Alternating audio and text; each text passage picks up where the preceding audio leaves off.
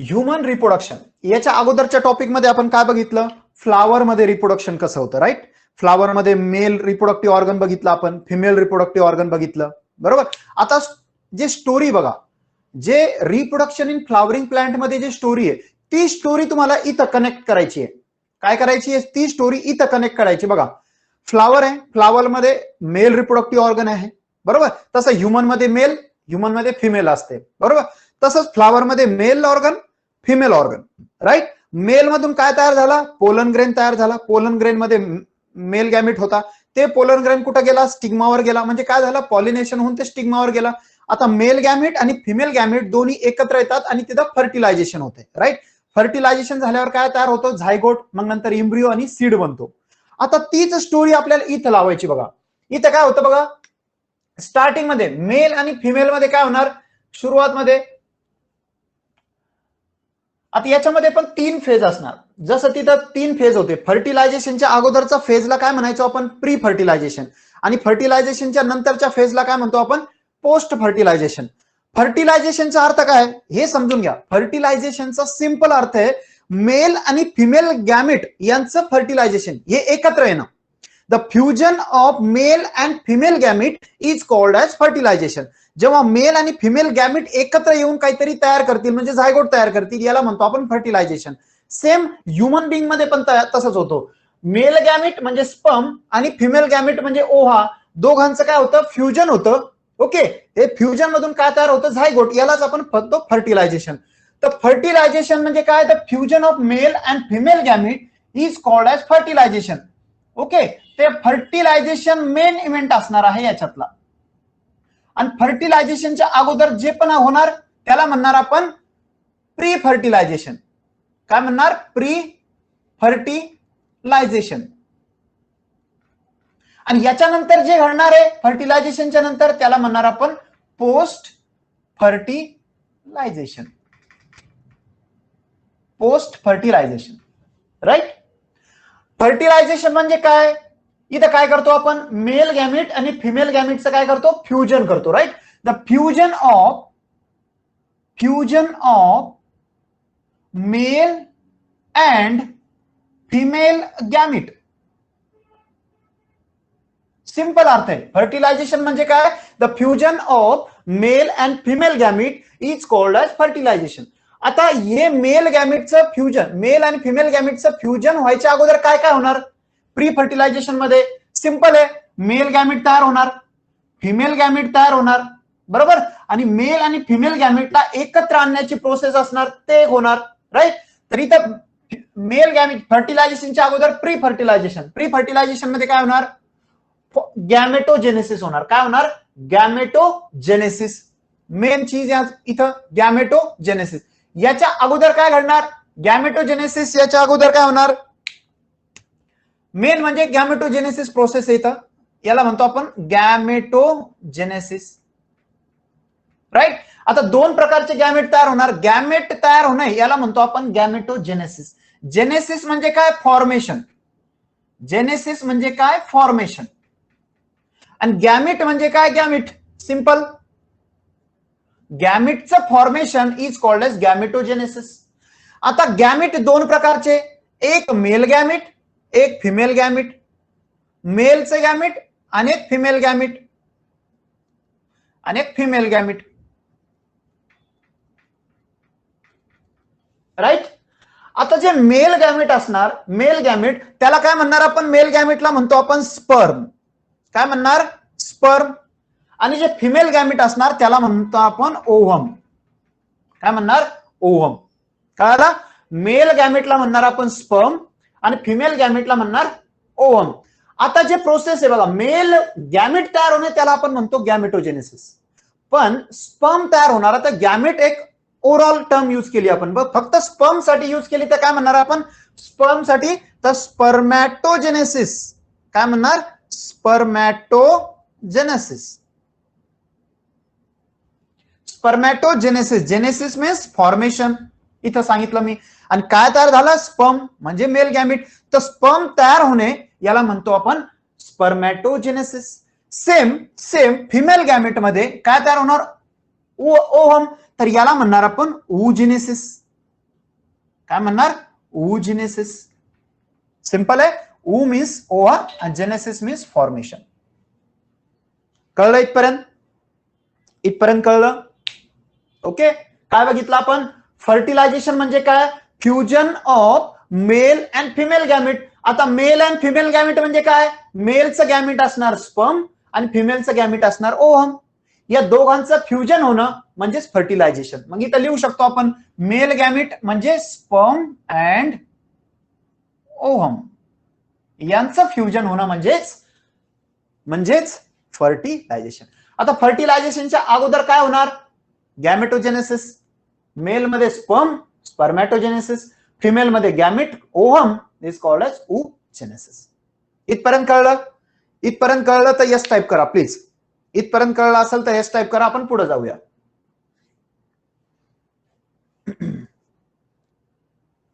कळलं? ओके, चला आता पुढे बघूया.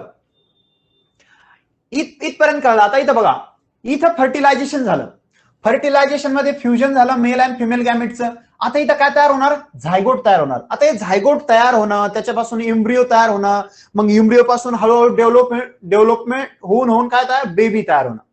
ओके. तर जे बेबी तयार होते फर्टिलायझेशनच्या नंतरची प्रोसेस असणार पोस्ट फर्टिलायझेशन. मग त्याच्यामध्ये काय काय बघणार आपण? त्याच्यामध्ये बघणार आपण झायगोट कसं तयार होतो, झायगोट पासून इम्ब्रिओ कसा तयार होतो. पोस्ट फर्टिलायझेशन मध्ये काय बघणार आपण? झायगोट पासून इम्ब्रिओ कसं तयार होतो. नंतर झायगोट तयार झाल्यानंतर इम्प्लांटेशन काय असतं? इम्प्लांटेशन काय असतं म्हणजे प्लॅसेंटा कुठं बनतं? इम्प्लांटेशन म्हणजे जे झायगोट आहे, इम्ब्रिओ जे ब्लास्टोला स्टेज आहे ते युटरस मध्ये अटॅच होणं, त्याला म्हणतो आपण इम्प्लांटेशन. मग नंतर म्हणतो आपण बेबीची डेव्हलपमेंट होते. बेबीची डेव्हलपमेंट म्हणजे झायगोट तयार होण्यापासून ते बेबी म्हणजे डिलिव्हरी ऑफ बेबी होईपर्यंत जे पिरियड असतो, जे time period between zygote and birth of child is called as gestation. Okay. Okay, चला आता आपण हे आपलं ओव्हरऑल टॉपिक सांगितलं मी तुम्हाला. Overall topic. ओके. गेस्टेशन म्हणजे काय? बेबीची डेव्हलपमेंट जी असते फ्रॉम झायगोट पासून चाइल्डचं बर्थ ऑफ चाइल्ड. ओके, याला म्हणतो आपण गेस्टेशन पिरियड. ओके. आणि जेव्हा बर्थ होते बेबीचं, डिलिव्हरी होते, delivery of baby is called as parturition. Okay, is called as delivery of baby.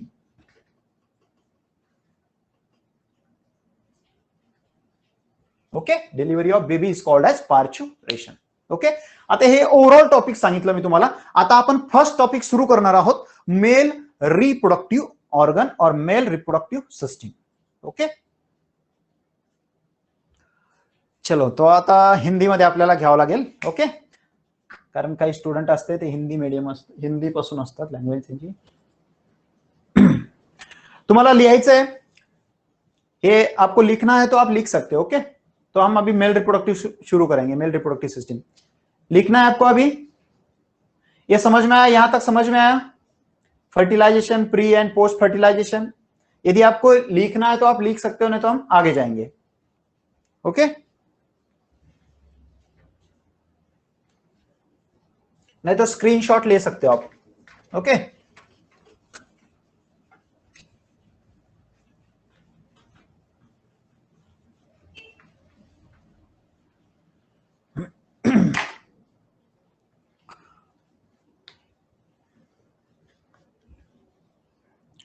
अभी शुरू करना है male reproductive system. Male reproductive system. Male reproductive system. Okay. Male reproductive system के अंदर हमें क्या क्या देखना है? मेल रिप्रोडक्टिव सिस्टम के अंदर हमें देखना है, उसके अंदर रहेगा content, theoretical part and with diagram. अभी डायग्राम यहां पर पूरा डायग्राम निकाल नहीं सकता हूं मैं, बहुत बड़ा मिक्स डायग्राम है, तो मैं आपको डायरेक्ट बुक से अंदर ही दिखा सकता हूं. ओके. तो बुक के अंदर मैं आपको पूरा डायग्राम दिखाऊंगा. उससे पहले हम पूरा समझ लेते हैं, फिर हम डायग्राम में डिस्कशन करेंगे. ओके. पहले हम समझ लेते हैं. तो मेल रिप्रोडक्टिव सिस्टम के अंदर मेन जो सेक्सुअल ऑर्गन होता है, मेल सेक्सुअल ऑर्गन, उसे बोलते हैं हम टेस्टिस। मेल सेक्सुअल ऑर्गन क्या होता है? टेस्टिस। यहां पर लिख सकते हो आप मेल सेक्सुअल ऑर्गन। जो यहां पर दो ऑर्गन होते हैं, एक प्राइमरी सेक्सुअल ऑर्गन और एक होता है सेकेंडरी सेक्सुअल ऑर्गन।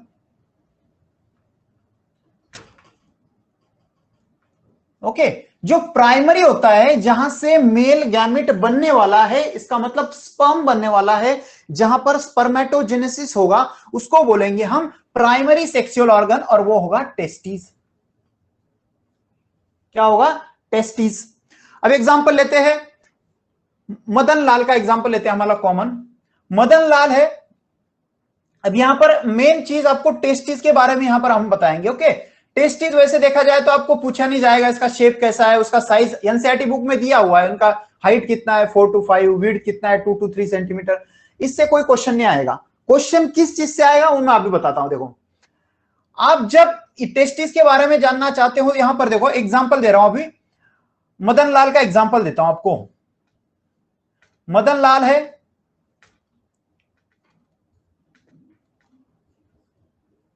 अभी डायग्राम पे मत जाइए। ओके, यहां पर इसके रीजन समझिए, बॉडी के रीजन कैसे होते हैं। ये जो पार्ट होता है बच्चों, ये वाला पार्ट, इसको बोलते हैं हम थोरैक्स रीजन। क्या बोलते हैं? Thorax reason. थोरैक्स रीजन जहां पर क्या होता है? जहां पर होता है लंग्स, हार्ट होता है, राइट। यहीं पर फिर थाइमस ग्लैंड यहां पर होता है, थायराइड ग्लैंड होता है। ओके, ये चीज यहां पर होती है थोरैक्स रीजन में। यहां पर होता है बच्चों एब्डोमिनल रीजन। क्या होता है? Abdominal region. तो ये बड़ा बना सकते हो आप कि ये होता है एब्डोमिनल रीजन। एब्डोमिनल रीजन जहां पर क्या होता है? अपनी डाइजेस्टिव सिस्टम होती है, स्टमक होता है, स्मॉल इंटेस्टाइन, लार्ज इंटेस्टाइन, सब इसके अंदर होता है एब्डोमिनल के अंदर। ओके, अभी देखो, जो मेल ऑर्गन के अंदर जो टेस्टिस होते हैं, यहां पर मैं जो बड़ा दिखाता हूं आपको, इससे आप समझ पाओगे। ये जो टेस्टिस होते हैं ये कौन से रीजन में होते हैं, ये मेन क्वेश्चन होता है। जो टेस्टिस होते हैं वो कौन से रीजन में होते हैं? तो ये होते हैं बच्चों पेल्विक रीजन में। कौन सा रीजन? पेल्विक रीजन में होता है। अभी पेल्विक का मतलब क्या होता है? पेल्विक का मतलब जो होता है, हमारा जो बोन होता है, हिप बोन, जो यहां पर निकाल सकते हो, जो हिप बोन होता है, हिप बोन, यहां पर दो बोन होते हैं, देखो ये हिप बोन। तो ये पेल्विक रीजन में ये पार्ट होता है मेन। जो मेल रिप्रोडक्टिव ऑर्गन रहेगा वो पेल्विक रीजन में रहेगा। मेन क्वेश्चन है पेल्विक रीजन। पेल्विक का मतलब क्या होता है? इसमें बोन कौन से होते हैं? हिप बोन बोल सकते हो आप इसको, कॉक्सल बोन भी होते हैं, इसको ही कॉक्सल बोन बोलते हैं। ओके, इसको और एक नाम है इनैमनेट बोन, उसका कोई जरूरत नहीं है। हिप बोन और कॉक्सल बोन। ओके, तो ये जो टेस्टिस है,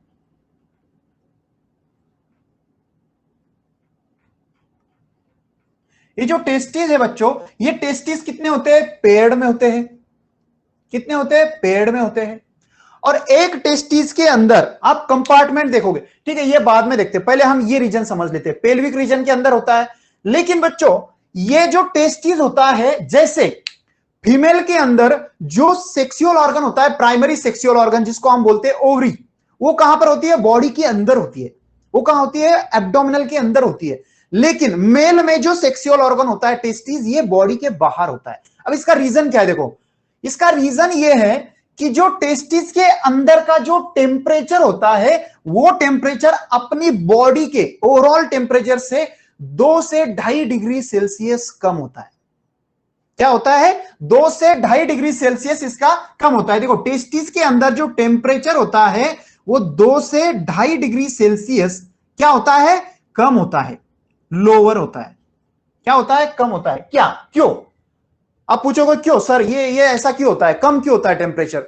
और एक रीजन कि सर ये फीमेल के अंदर जो ओवरीज होते हैं वो अंदर होते हैं और मेल के अंदर टेस्टिस बाहर क्यों होते हैं, इसके पीछे रीजन है। ये देखो, मेल के अंदर जो स्पर्म बनते हैं, स्पर्म मेल गैमेट जो बनते हैं, स्पर्मेटोजेनेसिस होता है। तो स्पर्मेटोजेनेसिस होने के लिए उनको इस टेम्परेचर की जरूरत होती है, बॉडी से कम टेम्परेचर की जरूरत होती है, तभी वो स्पर्म बन पाएंगे। स्पर्मेटोजेनेसिस तभी हो पाएगा जब उसके जो बॉडी के अंदर जो टेम्परेचर है उससे टेम्परेचर उनको जब टेस्टिस के अंदर कम रहेगा तभी वो स्पर्म बना पाएंगे। तो स्पर्म बनाने के लिए स्पर्मेटोजेनेसिस के लिए टेम्परेचर बहुत कम होना जरूरी है। इसलिए ये टेस्टिस क्या करता है, टेस्टिस ये बॉडी से बाहर आ जाता है। क्यों? क्योंकि इसके अंदर बनेगा स्पर्म। ओके, ये समझ रहे हो, ये चीज समझ गए। लेकिन फीमेल के अंदर ऐसा कुछ नहीं होता है, उसके अंदर ओवम बन जाते हैं। और एक क्वेश्चन, ये आपको समझ गया कि इसका टेम्परेचर बॉडी से 2 से 2.5 डिग्री सेल्सियस कम होता है। क्यों? क्योंकि इट्स इसेंशियल फॉर स्पर्मेटोजेनेसिस। और स्पर्मेटोजेनेसिस का मतलब मैंने बता दिया आपको, the formation of sperm. Sperm बनाने के लिए जो टेस्टिस का टेम्परेचर है वो बॉडी से 2 से 2.5 डिग्री सेल्सियस कम होता है और होना चाहिए, इसलिए वो एब्डोमिन से बाहर आ जाते हैं। अभी दूसरा क्वेश्चन आपके दिमाग में आएगा, सर या ये टेस्टिस ठीक है बाहर आ जाते हैं, एब्डोमिनल से बाहर आ जाते हैं, लेकिन कब आते हैं? आते कब है? जब बच्चे की डिलीवरी होती है। जब बच्चे की, ये माइक वायर ही हो रहा है, जब बच्चे की डिलीवरी होती है, तो डिलीवरी होती है बेबी की। ओके, जब बेबी की डिलीवरी होती है तो टेस्टिस बाहर रहता है, इट नॉर्मल। लेकिन जो टेस्टिस बाहर आने का एक समय होता है, वो होता है बच्चों 7th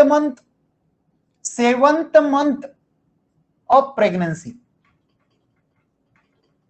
जब वो बच्चा मदर के यूटेरस के अंदर, जब वो 7th मंथ का हो जाएगा, तब उसके एब्डोमिनल से टेस्टिस बाहर आ जाएगी। ओके, ये मेन चीज है। ओके, यहां तक समझा ये टेस्टिस के बारे में। अब दूसरा पॉइंट ये है, चलो ठीक है, ये टेस्टिस समझ गए बॉडी से बाहर क्यों आता है, क्योंकि उसको स्पर्म बनाना रहता है, स्पर्मेटोजेनेसिस करना रहता है, इसलिए उसको कम टेम्परेचर की जरूरत होती है, इसलिए वो बाहर आ जाता है। चलो ठीक है। अभी सेकंड क्वेश्चन ये रहेगा, एक होता है प्यूबर्टी। प्यूबर्टी सबको पता है, प्यूबर्टी का मतलब क्या होता है? मेल के अंदर, यह भी सिंबल लिखता हूं बच्चों, मेल के अंदर, मेल का सिंबल ऐसे होता है, फीमेल का सिंबल ऐसे होता है। ओके, ये याद रखो, मेल का सिंबल ऐसे होता है ऊपर, फीमेल का ऐसे सीधी खड़ी रही है, ऐसे खड़ी है ऐसे, दैट इज द फीमेल। लेकिन मेल है ऐसे ऊपर है, तो दिस इज अ मेल। तो ये मेल के अंदर प्यूबर्टी कौन से साल में आ जाती है? 13 ईयर तक आ जाती है। और फीमेल में ये कब आ जाती है? फीमेल में प्यूबर्टी कब तक आ जाती है? लगभग 11 से 13 साल के बीच में। ओके, पहले तो आपको प्यूबर्टी का मतलब समझना चाहिए। प्यूबर्टी का मतलब क्या होता है? प्यूबर्टी का मतलब होता है बच्चों कि रिप्रोडक्टिवली आप एक्टिव हो जाओगे। क्या आप लीजिए, रिप्रोडक्टिव जो ये होती है, स्पर्म बनाने की कैपेसिटी होती है, स्पर्मेटोजेनेसिस होता है, जैसे फीमेल में oogenesis होता है। तो ये क्या होता है, रिप्रोडक्टिव सिस्टम आपकी एक्टिव हो जाती है, उस कंडीशन को बोलते हैं हम प्यूबर्टी। रिप्रोडक्टिव कंडीशन एक्टिव होना, इसका मतलब होता है मेल में स्पर्म बनना शुरू हो जाता है और फीमेल में ओवा बनना शुरू हो जाता है। लेकिन आपके दिमाग में क्वेश्चन आएगा, सर ये ठीक है, प्यूबर्टी का आना ठीक है, इस टाइम पे 13 साल की उम्र में मेल में आ जाता है और फीमेल में 11 से 13 साल के। लेकिन जो मेल में होता है बच्चों, इसमें 13 साल की उम्र में स्पर्म बनने लगते हैं, ठीक है, स्पर्मेटोजेनेसिस शुरू होता है। तो क्या इसी उम्र में फीमेल में 11 से 13 इसमें ओवम बनता है क्या? ये ओवम बनने लगता है क्या? सवाल मेन है। लेकिन इसका आंसर ये नहीं है कि 11 से 13 साल की उम्र में ओवम बनता है, नहीं। ओवम बच्चों ये जब मदर के यूटेरस के अंदर रहेगी फीमेल, ओके, जो बेबी गर्ल फीमेल के, जो बेबी गर्ल मदर के यूटेरस के अंदर रहेगी, तभी उसके अंदर ओवम बन चुके होते हैं ऑलरेडी, उसके अंदर रेडी रहते हैं ओवम। लेकिन इसके अंदर, मेल के अंदर ऐसे नहीं होता है। मेल के अंदर क्या होता है, स्पर्म 13 साल की उम्र के बाद बनता है, फीमेल के अंदर ऑलरेडी ओवम बने हुए रहते हैं। oogenesis मींस उसके अंदर वो oogonia फॉर्मेशन हुआ रहता है ऑलरेडी। ओके, लेकिन इस कंडीशन में क्या होता है, रिप्रोडक्टिवली वो एक्टिव हो जाते हैं। ओके, तो ये कंडीशन होती है। और एक कंडीशन, मेल के अंदर ये जो स्पर्म है ये पूरी लाइफ टाइम बनता है या कुछ उसकी एज लिमिट होती है? यार 40 साल का होगा, 50 साल का होगा, अभी स्पर्म बनना बंद हो जाएगा? नहीं, इसके अंदर क्या होता है, ये ओल्ड एज तक इसके अंदर स्पर्म बनने लगता है। तो आप ऐसे क्यों बोल सकते हो आप कि बोलते हैं ओल्ड एज हो गया, बूढ़ा हो गया, तो ये इनफर्टिलिटी कहां से आती है फिर? अब यहां तो बोला जा रहा है कि एनसीईआरटी बोल रही है कि ओल्ड एज तक इसमें स्पर्म बनता है। स्पर्म बनता है बोले तो इसका मतलब है फर्टिलिटी होती है। ओके, फर्टिलिटी का मतलब क्या है? देखो, दो वर्ड है, एक फर्टिलिटी फर्टाइल और एक होता है इनफर्टाइल। फर्टाइल बोले तो जो बच्चा बना सकता है, जो बच्चे को जन्म दे सकता है, जो बच्चा पैदा कर सकता है, उसको बोलते हैं फर्टाइल। और जो इनफर्टाइल, उसका मतलब होता है, इनफर्टाइल का मतलब जो बच्चे को जन्म नहीं दे सकते, बच्चे पैदा नहीं कर सकता, तो उसको बोलते हैं इनफर्टाइल। अब यहां पर ये बोल रहे हैं कि ओल्ड एज तक ये स्पर्म बना सकता है, लेकिन ओल्ड एज में ये इनफर्टाइल हो जाते हैं। इनफर्टाइल हो जाते हैं कौन? मेल। क्यों? यहां पर तो बोला जा रहा है कि स्पर्म बनाते हैं ओल्ड एज तक, तभी ये तब भी ये इनफर्टाइल क्यों? क्योंकि इसके पीछे का रीजन क्या है बच्चों? ये जो स्पर्म बनाता है ओल्ड एज में, इसका जो काउंट होता है, काउंट, नंबर ऑफ स्पर्म क्या हो जाते हैं? बनते तो है लेकिन कम बनते हैं। जो नंबर होता है, नंबर ऑफ, ये काउंटिंग होती है। जैसे पहले उसके एज जो 30, 40, 50 साल के अंदर जो बनती थी पहले, जैसे 1 लाख 2 लाख बनती थी, अब उसके अंदर उतने स्पर्म नहीं बनते जितने वो एज में, यंग एज में बनते थे। अभी उसके अंदर क्या, स्पर्म की जो काउंटिंग है, जो बनने की जो नंबर है, वो हो गया कम, इसलिए उसको इनफर्टाइल बोलते हैं। इनफर्टाइल इसका मतलब ये नहीं है कि स्पर्म बनना बंद हो जाएगा, स्पर्म तो बनेंगे, लेकिन जो स्पर्म बनने का जो नंबर रहेगा, काउंटिंग रहेगा, वो हो जाएगा कम। पहले 1 लाख बनते थे, तो अभी 10,000 बनेंगे, तो 10,000 में वो बच्चे को जन्म नहीं दे सकता है। क्योंकि जो रहता है ना, एक रहता है कि आपको नंबर ज्यादा चाहिए रहेंगे, आपको बच्चे को जन्म देना है तो स्पर्म का नंबर बहुत ज्यादा चाहिए रहता है, तभी आप बच्चे को जन्म दे सकते हो। ओके, जो फीमेल रिप्रोडक्टिव ऑर्गन के अंदर जब स्पर्म जाते हैं तो बहुत सारे स्पर्म की जरूरत पड़ती है। यदि ये स्पर्म की काउंटिंग कम हो गई तो यहां पर ये बच्चा नहीं बन सकता, जाइगोट नहीं बन सकता है, that is called as infertility. Okay, अभी फीमेल के अंदर जैसे ओल्ड एज तक मेल के अंदर स्पर्म बनता है, फीमेल के अंदर एक एज होती है, एनसीईआरटी बुक में दी है 50 ईयर एज। 50 साल के बाद इसमें ओवम बनना बंद हो जाता है। क्या होता है? ओवम बनना बंद होता है, मींस इसमें रिप्रोडक्टिव एक्टिविटी उसकी इनएक्टिव हो जाती है। फीमेल के अंदर 45 to 50, एनसीईआरटी में 50 दिया हुआ है तो आप 50 याद रखो, 50 ईयर तक, तो इस कंडीशन को बोला जाता है मेनोपॉज। क्या बोलते हैं इस कंडीशन को? मेनोपॉज। Okay, menopause. और जब शुरू होती है उसको बोलते हैं menarche. Okay, menopause, menarche. Okay, यहां तक समझा? आपको कोई डाउट? यहां तक समझा? हमने टेस्टिस के बारे में देखा कि टेस्टिस कहां होती है? पेल्विक रीजन में होती है। ओके, तो पेल्विक रीजन में ये एब्डोमिनल से बाहर कब आती है? 7th मंथ में। ठीक है, बाहर क्यों आती है? क्योंकि उनको टेम्परेचर बॉडी से कम चाहिए रहता है। तो ये कम क्यों रहता है टेम्परेचर? क्योंकि इसके अंदर स्पर्म बनता है, इसलिए। ओके, समझे? यहां तक समझ में आया आपको? यहां तक समझ में आया तो हम आगे चलेंगे। यस, ओके, तो अब अभी आगे चलते हैं हमें। क्या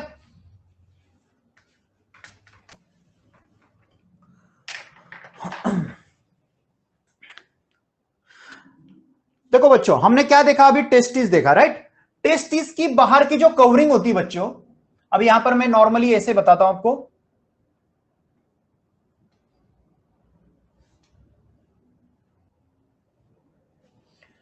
जो टेस्टिस होती है, जो टेस्टिस की जो बाहरी, इसके ये टेस्टिस जो होते हैं नंबर में होता है। क्या होता है? नंबर में होता है। तो ये जो टेस्टिस जो कवरिंग होती है, किसके अंदर होती है? टेस्टिस एक बैग के अंदर होती है। इस बैग को बोलेंगे, इसको, इस जो बाहर की लेयर होती है उसको बोलेंगे स्क्रोटम। क्या बोलेंगे? स्क्रोटम। ये स्क्रोटम के अंदर ये टेस्टिस होती है। क्या होती है? टेस्टिस। क्या होती है? एक स्क्रोटम के अंदर होती है टेस्टिस। कितने होती है? 2 होती है, पेयर्ड होती है। और ये टेस्टिस के अंदर बहुत सारे कंपार्टमेंट होते हैं। क्या होते हैं? कंपार्टमेंट होते हैं। आप ऐसे याद रखो, टेस्टिस एक घर है और घर के अंदर कितने रूम्स है? बहुत सारे रूम है। कितने हैं? 250। ये स्क्रोटम के अंदर होती है टेस्टिस। टेस्टिस के अंदर बहुत सारे रूम्स होते हैं। कितने होते हैं? एक टेस्टिस के अंदर होते हैं 250 रूम्स। उसको बोलते हैं 250 टेस्टिक्युलर लोक्यूल। टेस्टिक्युलर लोक्यूल क्या बोलते हैं? लोक्यूल। लोक्यूल बोल सकते हैं ना, लोब्यूल बोल सकते हैं। Okay, testicular lobule. तो ये जो टेस्टिकुलर लोब्यूल होते हैं ये इसके अंदर होते हैं, ऐसे रहते हैं। देखो मैं यहां पर इस साइड से बताता हूं। ये ओरी, ये टेस्टिस है, इसके अंदर ऐसे लोब्यूल रहेंगे, ऐसे लोब्यूल रहेंगे। ऐसे कितने रहेंगे? ये 250 रहेंगे। Each testis content 250 each. तो दोनों मिला के कितने हुए? 500। तो एक आपके पास घर है, टेस्टिस है ये, उसमें 500 कितने हैं? टेस्टिकुलर लोब्यूल 500 है। ओके, टेस्टिकुलर लोब्यूल कितने हैं? 500। ये जो टेस्टिकुलर लोब्यूल होते हैं कितने हैं? एक ईच टेस्टिस में 250। ओके, अभी ईच लोब्यूल के अंदर, ईच हर रूम के अंदर आपको सेमिनिफेरस ट्यूब्यूल मिलेंगे। क्या मिलेंगे? Seminiferous tubule. कितने मिलेंगे? 1 से 3। क्या मिलेंगे? Seminiferous tubule. Seminiferous tubule. देखो टेस्टिस है, टेस्टिस के अंदर, एक टेस्टिस के अंदर 250 टेस्टिकुलर लोब्यूल है, जैसे यहां पर निकाला।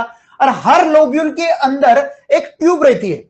यहां पर जैसे मैंने इसको ऐसे झूम करके निकाला, यहां पर ऐसे। ओके, तो ये एक लोब्यूल है, राइट। ये एक लोब्यूल के अंदर, एक लोब्यूल के अंदर ऐसे ऐसे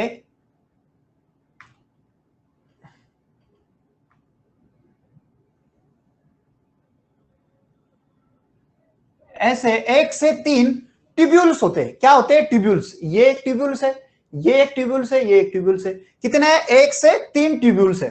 ओके, तो इसको बोलते हैं सेमिनिफेरस ट्यूब्यूल। समझ में आया तक? अभी ये सेमिनिफेरस ट्यूब्यूल के अंदर यही वो रीजन है, यही वो जगह है जहां पर स्पर्म बनता है, जिसको बोलते हैं हम स्पर्मेटोजेनेसिस होता है। यही वो जगह है जहां पर स्पर्मेटोजेनेसिस होता है, सेमिनिफेरस ट्यूब्यूल के अंदर।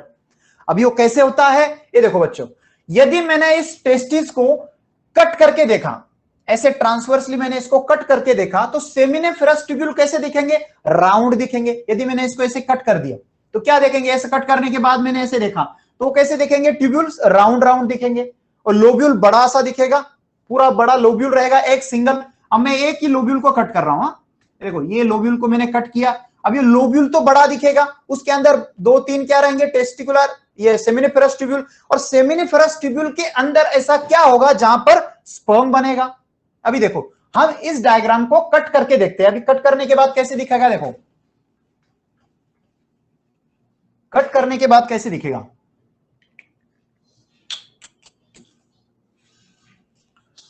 अभी मैंने एक लोब्यूल लिया है, ये क्या है? एक लोब्यूल है, सिंगल। ओके, मैं इसको कट कर देता हूं अभी। ओके,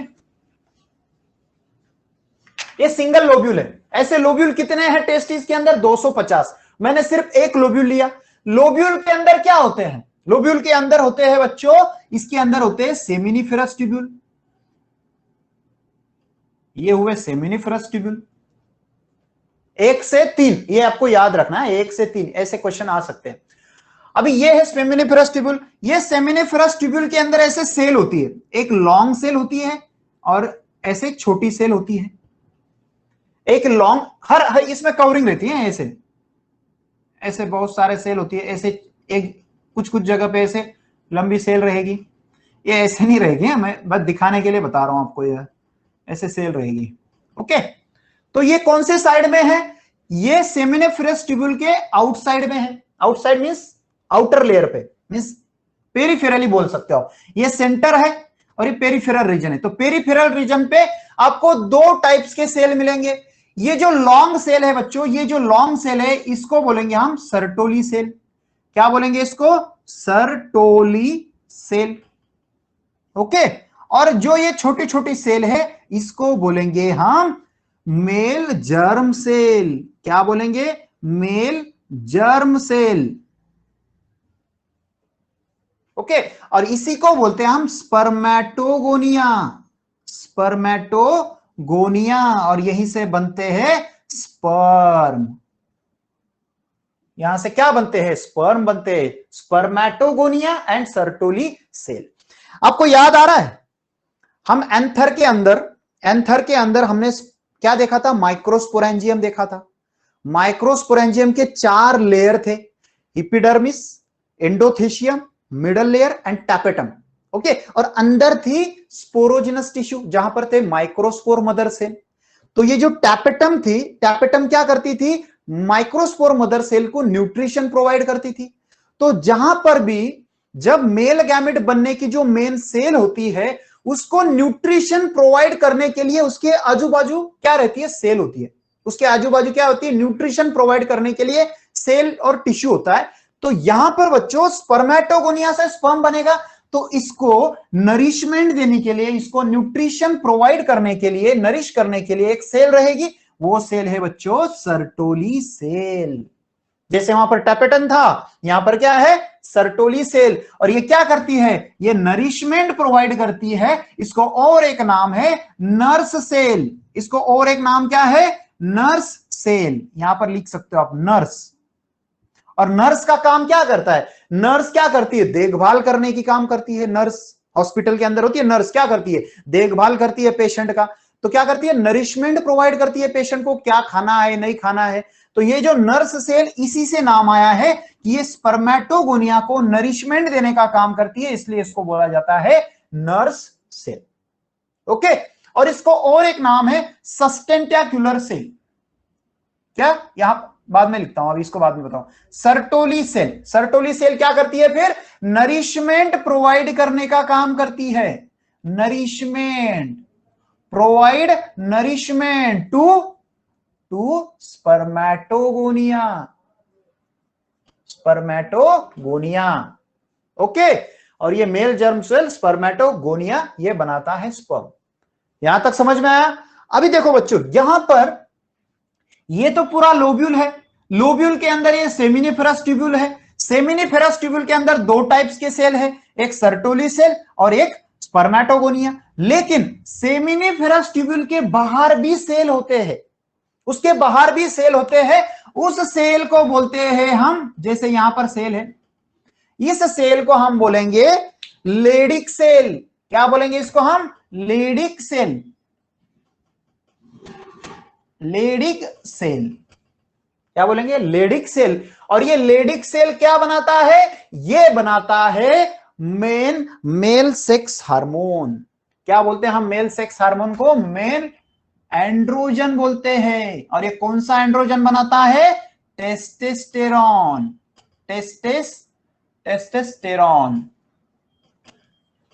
जो मेल सेक्स हार्मोन होता है टेस्टेस्टेरॉन, वो कौन बनाता है? तो लेडिक सेल बनाती है। और ये लेडिक सेल कहां प्रेजेंट होती है? ये जो स्पेस होता है बच्चों, ये जो सेमिनिफेरस ट्यूब्यूल के बाहर का जो स्पेस होता है, इसको बोलते हैं इंटरस्टिशियल स्पेस।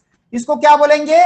जहां पर देखो, यहां पर सेमिनिफेरस ट्यूब्यूल है, लेकिन सेमिनिफेरस ट्यूब्यूल के बाहर वाला, लोब्यूल के अंदर लेकिन सेमिनिफेरस ट्यूब्यूल के बाहर वाला, इसको बोलेंगे हम इंटरस्टिशियल स्पेस। क्या बोलेंगे हम? Interstitial space, interstitial space. और ये इंटरस्टिशियल स्पेस के अंदर होती है लेडिक सेल, इसलिए लेडिक सेल को और एक नाम पड़ जाता है इंटरस्टिशियल सेल, इंटरस्टिशियल सेल। समझ में आया? सेमिनिफेरस ट्यूब्यूल के बाहर का जो स्पेस होता है उसको बोलते हैं इंटरस्टिशियल स्पेस, और इंटरस्टिशियल स्पेस के अंदर ही लेडिक सेल होती है, इसलिए उसको और एक नाम है इंटरस्टिशियल सेल, जो क्या बनाती है? एंड्रोजन मींस टेस्टेस्टेरॉन बनाती है। ओके, समझ में आया? यहां तक समझ में आया सबको? यहां तक समझ में आया सबको? सबको समझ में आया यहां तक? तो यस टाइप करो।